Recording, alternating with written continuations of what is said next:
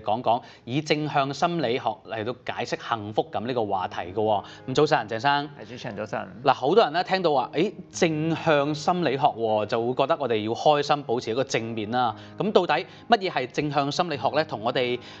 普通聽到嘅心理學有啲乜嘢唔同嘅地方，有咩分別咁咧？其實傳統嘅心理學啦，可能都比較關注喺一啲我哋心理困擾啊，或者一啲心理疾病嘅部分嘅，即係成日都會聽到嘅一啲抑鬱症啊、焦慮症啊，甚至係精神疾病。呢個部分我哋將人嘅心理健康嘅狀況啦，好似比喻成一條量尺一樣。其實佢係將你從一啲負嘅分數去拉翻去一個0啊，或者正常嘅分數，從負分、負5分、負10分拉翻去0分。但係正向心理學有一個好特別嘅地方，佢反而提倡我哋要點樣從0分去到5分、10分或者更加高嘅分數。所以其實正向心理學咧係研究緊我哋人嘅生活點樣能夠活得更加有意義啦、更加豐盛啦，或者最緊要嘅就係寫題幸福感。所以正向心理學就研究緊呢個部分嘅嘢啦。咁會唔會係嗱？打個比方啊，就係話我比較正向啊嘛。咁會唔會係當中我要忽視一啲生活當中比較痛苦啊、比較唔好嘅嘢、比較sad 嘅嘢，我哋唔去諗佢，就係咪正向心理學咧？其實呢個都係一個好特別嘅一個部分啦。因為其實我哋有時都會上網見到啲心靈雞湯啊，有啲句子好似慰藉到你心靈啊，或者鼓勵到我哋噶嘛。但係如果呢啲句子淨係同你講話要拒絕痛苦啊，或者唔好理呢啲情緒啊，我哋會話呢啲係啲有毒嘅心靈雞湯嚟嘅。所以其實正向心理學可能有一部分啦，都會教識你點樣去面對呢一啲難過嘅情緒，因為始終每日發生嘅事情好多啦，總有啲事情會令你有一啲唔開心嘅情緒嘅，但係仲要我哋點樣去面對佢。所以正向心理學就係會提倡啦，點樣幫你有一個比較樂觀嘅一啲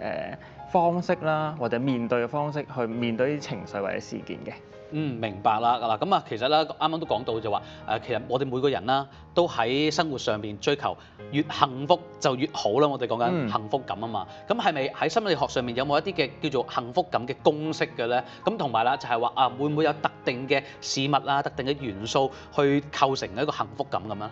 有嘅。咁其實正向心理學之父啦，話蘇利文咧，其實曾經提過一個好重要嘅模型嘅，佢叫 PERMA， 咁就由5個字母組成啦。咁就到大家發現喎，因為可能我哋都諗到幸福感係咪開心就叫幸福咧？咁其實入邊有好多唔同嘅元素嘅，譬如 PERMA 第一個字母 P 啦，emotion 一個 positive emotion 嘅，即係講呢個就係我哋最容易理解嘅，就係希望我哋人盡量擁有一啲正向嘅情緒啦、開心啦，或者盡量去發覺呢啲自己開心嘅時刻嘅。咁第二個部分啦 ，E 啦 engagement， 反而係我哋要揾到一啲我哋會將我哋嘅心力投放落去嘅事件。唔知有冇試過咧？你可能睇到一本好中意睇嘅書，或者織冷衫咁咧，有啲人，你會發現嗰幾個鐘咧，突然間過得好快，因為其實你嘅注意力咧，完全投入咗去呢件你覺得有少少挑戰，但係又唔會覺得令你悶嘅事件啦，我哋會稱為心流嘅一個狀態啦。咁 R relationship 啦，咁我哋一定要同每個人同人之間保持一個良好嘅關係啦。而且最好嘅就係好似我哋咁樣，面對面，我能夠觀察到大家嘅表情啊，一啲肢體動作啊部分，而唔係淨係話可能只靠上網嘅一啲冷冰冰嘅文字啦。跟住之後 PERMA M 嘅部分啦，呢個部分就係 meaning， 我哋要盡量揾到自己對自己嗰人生係有意義嘅一啲事情。咁最後一個 A 嘅部分啦，都會鼓勵我哋能夠去設立一啲目標，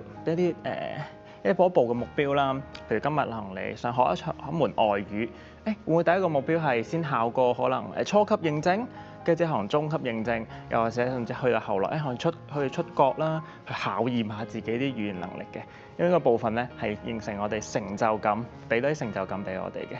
咁所以咧就會發現啦，其實要感覺到幸福感並唔係淨係講緊一啲好嘅情緒就得嘅，而係有好多唔同嘅一啲元素啦去組成呢一件事嘅。明白。咁不過啦，唔係話咁容易就可以做到噶嘛。尤其係我哋啦，之後出嚟社會做事啊，跟住建立咗家庭之後啊，咁可能嗰個責任感啊又會重啲，同埋咧我哋人咧就好容易會記住啲壞事啊、唔好嘅嘢啊咁樣噶嘛。咁啊，我哋要點樣去透過正向心理學嚟到去訓練我哋嘅大腦，又或者俾我哋自己更容易 feel 到快樂，或者見到快樂，或者做到呢個快樂呢樣嘢咧？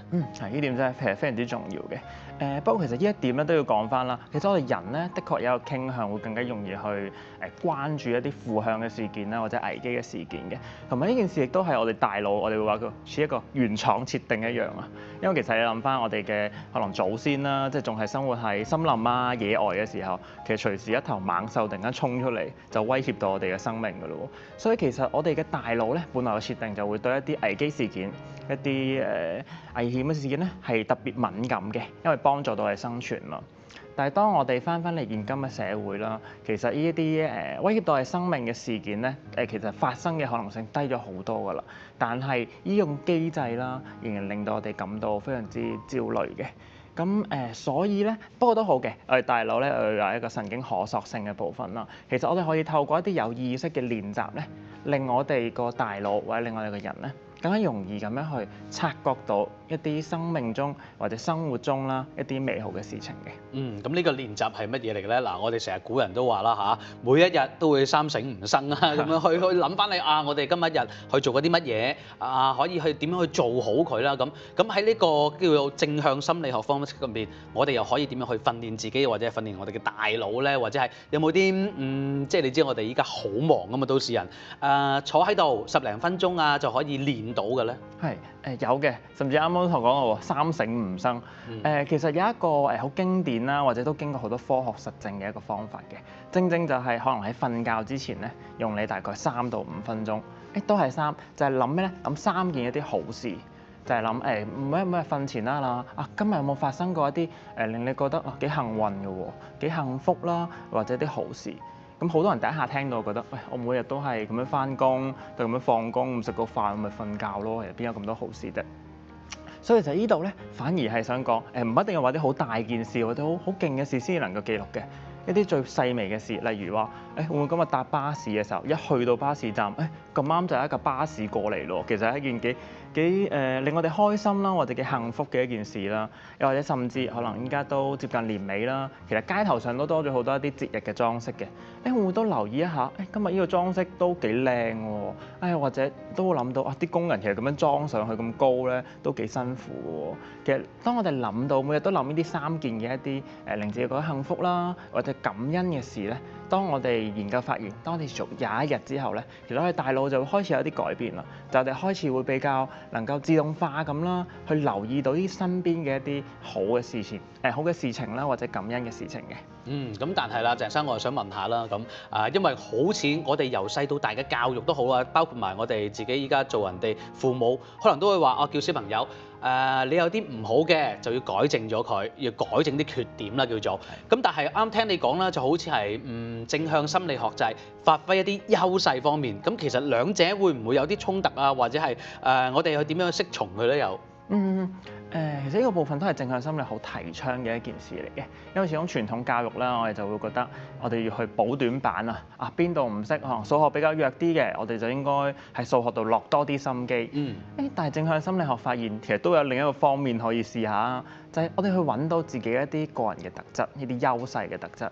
因為有啲人可能天生就會比較幽默㗎啦，或者有啲人天生可能領導才能比較好㗎喎。咁所以其實咧，我哋更加要捉緊呢啲自己嘅一啲人格特質啦，去發揮，去灌注呢啲心力咧，去自己中意嘅事情。咁亦都更加容易，啱啱可能提過啦，做一個心流嘅狀態。因為其實當我哋人啦，做一個心流狀態嘅時候，其實你會感覺係好全力啦，好全力以赴啦，或者對呢件事係非常之做呢件事係非常之有價值嘅。所以係啦，正向心理非常提倡揾到自己嘅優勢特質，然之後去做自己想做嘅事情。嗱，當然啦，我哋嘅家庭觀眾可能睇到呢度短短嘅唔夠10分鐘時間咧，就未必會諗到或者改變到我哋用一個正向心理學㗎嘛。會唔會話我哋依家由呢一刻開始做起？你建議我哋應該要做咩部分啦？又或者係要記住啲咩口訣咁樣咧？可以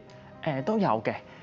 其實我哋有一個叫做關定啦，或者回到當下一啲技巧嘅。因為始終我哋人咧，有時候都會突然間感覺好亂啊，又或者收到一啲唔好嘅信息嘅時候，其實可能個人都會好似飄飄地佢坐唔定咁。喺呢個時候咧，我哋可以建議大家喺個環境入邊留意下成個環境嘅一啲事物，包括可能呢啲事件嘅呢啲事物嘅顏色啦、數量啦，甚至當然其實都記下翻都留意翻個環境，有啲事情咧覺得幾特別嘅喎，或者值得感恩啦，同埋都最緊要啦，係可以揾人傾訴啦，一齊去揾人傾下啊！你望下原來今日嗰個聖誕裝飾啊，好似都幾靚，或者同上年有咩唔同啊？甚至都可以留意下近排一啲發生嘅一啲活動事情啦，例如可能近期嘅美食節嘅部分啦，都可以去約下，咁都可以幫助到我哋嘅情緒有所改善嘅。咁你哋學會咧有冇話統計到一啲嘅叫做數字啊，或者數據方面會唔會話經濟好嘅時候大家心理梗係好啲啦，正向啲啦。咁經濟差又或者係即係世界上發生唔同嘅事物嘅時候咧，佢哋可能會 sad 啲嘅喎。咁你哋又會點樣去同佢哋一班嘅人群去做疏解啊？或者你哋學會又會點做咁樣咧？所以其實首先都可能要好提倡一件事啦，就係我哋要去嘗試接納呢啲情緒嘅。你咁講咧，因為其實情緒啦，好多人會覺得一啲難過嘅情緒、一啲負面嘅情緒，我哋應該盡量唔要或者唔去理佢噶嘛。但係其實我哋發現情緒呢樣嘢我哋控制唔到嘅，我哋只能夠去接納佢啦，或者擁抱佢啦。我哋會將情緒有時話形容好似係一個過客一樣嘅，因為如果我哋要去抵抗啲情緒，其實佢只會一直煩惱住你嘅啫。反而我哋應該去理解啲情緒背後嘅原因啦。